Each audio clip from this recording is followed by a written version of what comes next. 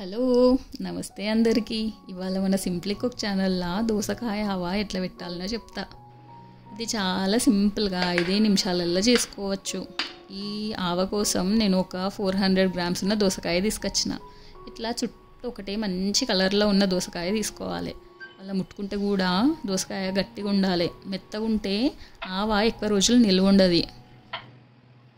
దోసకాయ తీసుకొచ్చిన తర్వాత మంచిగా కడిగి పదనేం లేకుండా తుడుచుకోవాలి. తర్వాత మధ్యలో కట్ చేసి సీడ్స్ అన్నీ తీసేసేయాలి. తర్వాత ఇక్కడ వీడియోలో చూపించినట్టుగా చిన్న చిన్న ముక్కలుగా కట్ చేసుకోవాలి. ఈ ఆవ వేడివేడి అన్నంలా నెయ్యి కానీ నూనె కానీ వేసుకొని తింటే సూపర్గా ఉంటుంది. ఇంకా పెరుగన్నంతో కూడా మస్తు ఉంటుంది. మీరు కూడా ఒకసారి ట్రై చేసి ఎట్లా కుదిరిందో నాకు చెప్పుర్రి.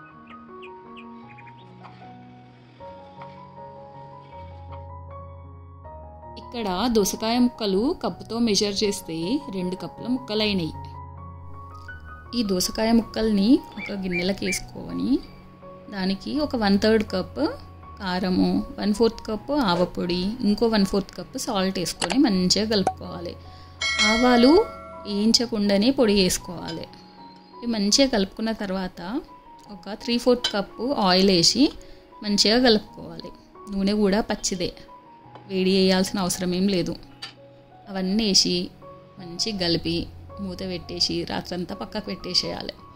ప్రొద్దున మంచిగా మళ్ళీ ఒకసారి కలుపుకొని ఏదైనా జాడీలకు కానీ గ్లాస్ కంటైనర్లకు కానీ పెట్టుకునుడే. గింతే, ఎంత ఈజీగా ఉంది కదా. మామిడికాయ అంటే మస్తు పని ఉంటుంది. మళ్ళీ సీజన్ కోసం ఎదురు చూడాలి. ఇదైతే ఎప్పుడంటే అప్పుడు తెచ్చుకొని 5 అంటే 5 నిమిషాలలో పెట్టుకొని 2 నెలలు ఎంజాయ్ చేయొచ్చు. ఈ దోసకాయలు ఏ కాలంలో అయినా దొరుకుతాయి. మళ్ళీ ఆవ కూడా ఒక్కసారి పెడితే 2 నెలలైనా నిల్వ ఉంటుంది. ఇంకా ఫ్రిడ్జ్లో పెట్టుకున్నాం అనుకో ఇంకా అంతకంటే ఎక్కువే నిల్వ ఉంటుంది. ఇలాంటి ఈజీ వీడియోల కోసం నా ఛానల్ని అయితే సబ్స్క్రైబ్ చేసుకోర్రి.